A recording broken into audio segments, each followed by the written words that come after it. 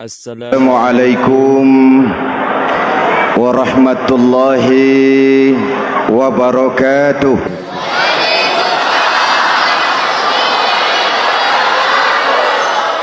Alhamdulillahi wahdah, sadaqa wa'dah, wa nasara abdah, wassalatu wassalamu ala man la nabiyya ba'dah, Sayyidina Muhammad ibn Abdullah wa ala alihi wa sahbihi wa mawalah, amma ba'du. Saudara-saudara kaum muslimin yang saya cintai, perjalanan waktu telah mengantarkan kita memasuki Ramadan. Kata orang, jauh berjalan banyak dilihat, dan pengalaman adalah guru yang paling bijaksana. Kalau ibadah Ramadan kita berhasil, maka kita yang malam ini pasti bukan kita sebulan yang lalu. Kita yang malam ini adalah kita yang telah ditempa, digojlok, digembleng oleh kawah candra di mukanya Ramadan. Dan setelah perjalanan panjang, perjuangan mengendalikan diri dan menahan nafsu, kita akan merayakan Idul Fitri. Apa yang harus kita laksanakan? Malam ini saya ingin sampaikan ayat 186 surah Al-Baqarah, di mana Allah menuntun kita.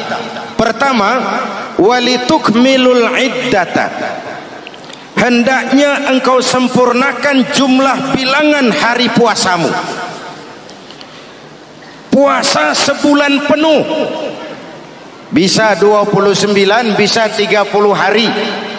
Yang bisa ru'yat, punya persyaratan mampu ru'yat, silahkan ru'yat. Yang tidak mampu, ikut yang aman saja, dengerin pengumuman pemerintah, cari amannya saja. Sempurnakan jumlah bilangan hari puasamu. Sebab apa? Puasa itu macam-macam. Ada yang puasa model beduk, depan rapat, belakangnya kosong, cuman pembukaan. Ada juga yang pembukaan, pertengahan, dan penutupan. Ada juga yang penutupan saja, mau dapat Lailatul Qadar.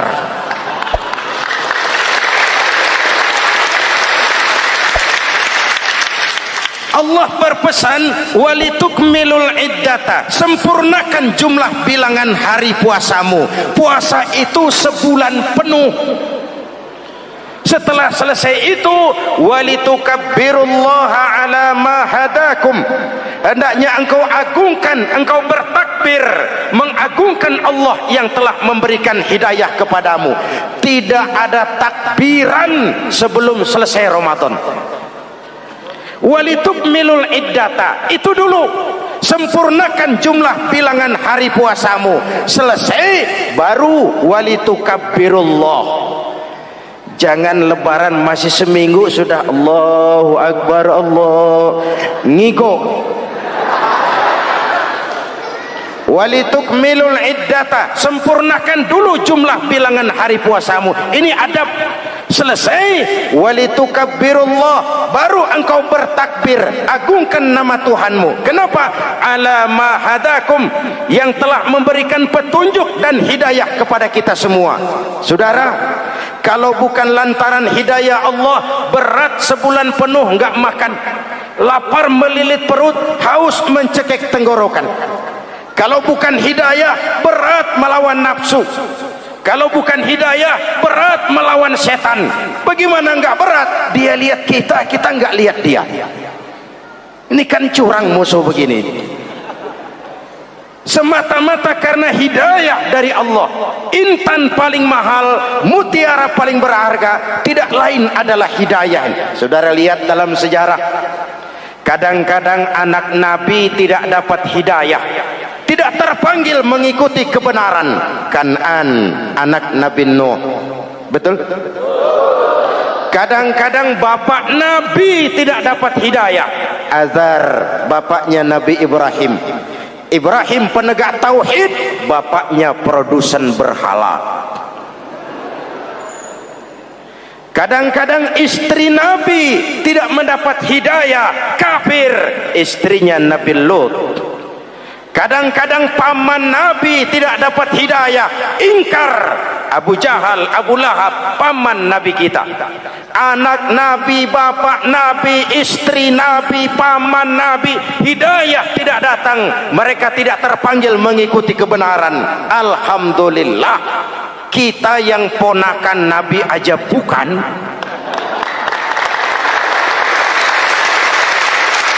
kita diberikan hidayah. Dengan bekal hidayah itulah kita masuki nuansa Ramadan, berjuang melawan nafsu, membina takwa, melatih ridha, dengan lapar melilit perut, dengan haus mencekik tenggorokan. Allahumma lakasumtu, Tuhan, untuk Engkau saya laksanakan ibadah ini. Oleh karena itu, jaga hidayah ini baik-baik, karena dia merupakan intan paling mahal, mutiara paling berharga dalam kehidupan kita.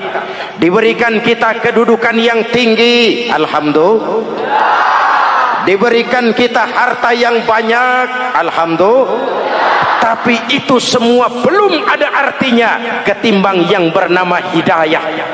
Maka hidayah inilah yang harus kita jaga baik-baik. Hidayah inilah yang harus kita pelihara. Kita bertakbir kepada Allah, mengagungkan nama Allah yang telah memberikan hidayah kepada kita. Kalau tidak lantaran hidayah, berat melaksanakan ibadah puasa sebulan suntuk. Dengan ibadah Ramadan, kita melakukan pemutihan vertikal. Orang yang keluar dari Ramadan dengan ibadah benar seperti bayi baru dilahirkan oleh ibunya, tidak punya dosa kepada Allah. Idul Fitri, kembali kepada fitrah. Tapi kan kita tidak cuma punya dosa vertikal, kita juga punya dosa horizontal. Kita tidak cuma berdosa kepada Allah, kita juga sering salah kepada sesama manusia. Betul? Inilah momen lebaran itu. Dosa kepada Allah, taubat langsung kepadanya, sonder calo. Dosa kepada sesama manusia, saling memaafkan. Sebab apa? Satu hadis meriwayatkan, selesai sholat id, sahabat mendengar Rasul mengucapkan amin sampai 3 kali. Amin, amin, amin. Heran sahabat, gak ada angin, gak ada hujan, amin 3 kali ya Rasul, ada apa? Kamu nggak tahu? Nggak tahu. Barusan selesai sholat, malaikat Jibril turun. Lalu, Muhammad, saya mau berdoa kepada Allah, mau kamu aminkan? Silakan Jibril, berdoalah, saya akan mengaminkan. Jibril berdoa, Rasulullah amin. Doanya 3 macam permohonan, Nabi 3 kali mengucapkan amin. Kalau malaikat Jibril yang doa, Nabi yang mengaminkan. Kalau bahasa Inggris, ilokan. Ilokan nih doa meleset. Apa iya? Maknya? Apa doanya? Pertama, ya Allah, hari ini 1 Syawal, doa malaikat Jibril, saya mohon kepadamu, jangan engkau terima puasa dan ibadahnya anak yang durhaka kepada ibu bapaknya. Rasulullah mengucapkan amin. Jelas? Belum tentu memang setiap kita orang tua, tapi pasti setiap kita anak. Jikalau anak punya ibu dan bapak, seorang anak yang puasa Ramadan, tarawih malam hari, bayar zakat, tadarus Al-Quran, jikalau sudah durhaka kepada kedua orang tuanya, didoakan oleh malaikat Jibril, diaminkan oleh Nabi supaya puasa dan ibadahnya tidak diterima. Na'udzu. Maka selesai sholat Idul Fitri, tugas yang paling utama minta ridho ibu dan bapak. Satu. Yang kedua, ya Allah, hari ini 1 Syawal, saya mohon kepadamu, jangan engkau terima puasa dan ibadahnya istri yang durhaka kepada suaminya. Rasulullah mengucapkan amin. Jangan engkau terima puasa dan ibadahnya istri yang durhaka kepada suaminya. Ibu-ibu tanya, Pak, kalau suami yang durhaka sama istrinya bagaimana, Pak? Nah, ibu-ibu, Rasulullah tidak menjelaskan itu.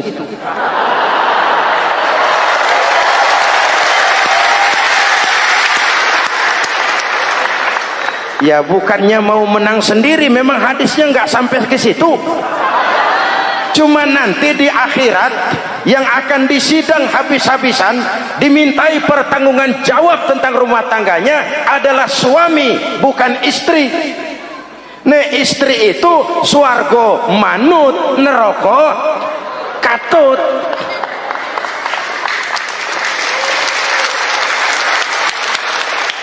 Yang ketiga, ya Allah, hari ini 1 Syawal, saya mohon kepadamu, jangan engkau terima puasa dan ibadahnya muslim yang tidak mau memaafkan sesama saudaranya muslim. Memberi maaf lebih berat daripada minta maaf, tapi memberi maaf lebih mulia daripada meminta maaf. Kalau kita sudah minta maaf, orang tidak mau memaafkan, itu tanggung jawab dia kepada Allah. Orang macam itu yang tidak mau memaafkan sesama saudaranya, didoakan agar puasa dan ibadahnya tidak diterima oleh Allah Subhanahu. Riwayat lain menceritakan, satu hari Nabi lagi kumpul dengan sahabat. Nabi tanya, saudara-saudara, atadruna manil muflis? Tahu nggak kamu siapa orang yang bangkrut, orang yang sial, orang yang celaka? Siapa? Macam-macam jawaban sahabat. Ada yang bilang, al-muflisu fina man la dirham lahu wala mata'. Menurut pendapat kami, orang yang sial, yang bangkrut, yang kagak punya duit. Apalagi mau lebaran kayak begini. Bangkrut bener, Bang. Kadang-kadang yang habis belanja pulang bukan langsung ke rumahnya, ngeneng-ngeneng di depan tetangganya, manas-manasin orang. Hadirin yang saya hormati, semua diukur dengan kacamata materi. Apa jawab Nabi? Bukan. Orang bangkrut bukan yang nggak punya duit. Orang bangkrut itu orang yang nanti di hari kiamat datang menghadap Allah dengan membawa pahala solat, pahala zakat, pahala puasa, karena di dunia rajin ibadah. Cuman sayang, di sisi lain dia datang bawa dosa karena pernah nyaci maki orang, pernah fitnah orang, pernah makan harta orang dengan cara yang zalim, pernah mengalirkan darah orang dengan cara yang tidak benar. Enak dia setor, Tuhan lapor, ini pahala sholat saya, ini pahala puasa saya, ini pahala zakat saya mau ke surga. Datang orang, ntar dulu Tuhan, sabar.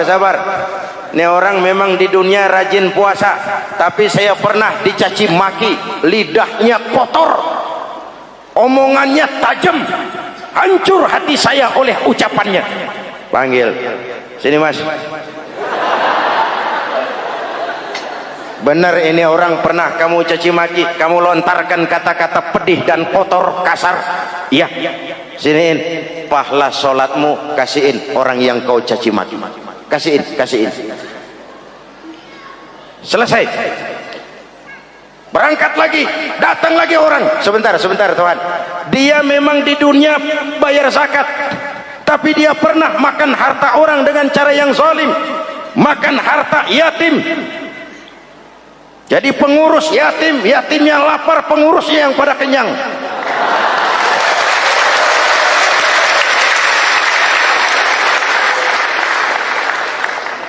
Saya menuntut keadilan. Benar. Siniin pahala zakatmu, kasih orang yang kau makan hartanya.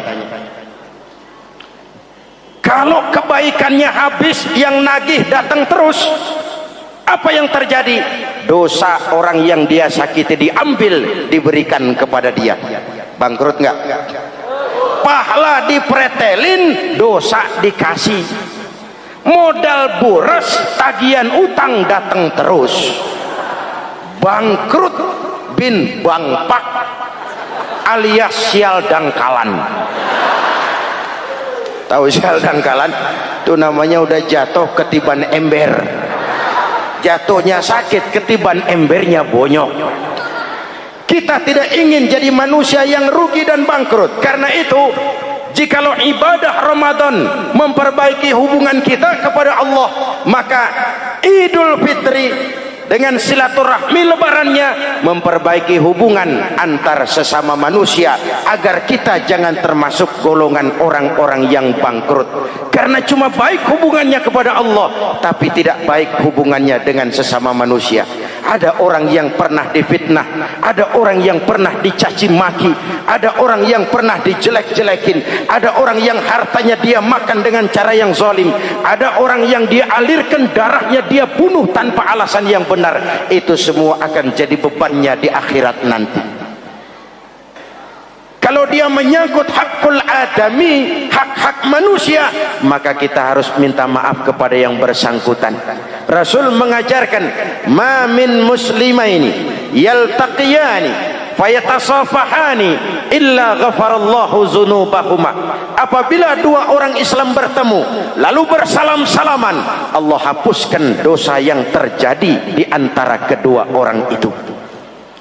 Jadi baik hubungan kita kepada Allah, jalur hablum minallah, dan baik juga hubungan kita dengan sesama manusia, hablum minan nas. Keduanya ternyata saling berkaitan. Saudara hadirin yang saya cintai, dengan begitu kita berusaha memperbaiki hablum minallah dan sisi lain hablum minan nas, agar kita tidak menjadi orang yang bangkrut di akhirat nanti.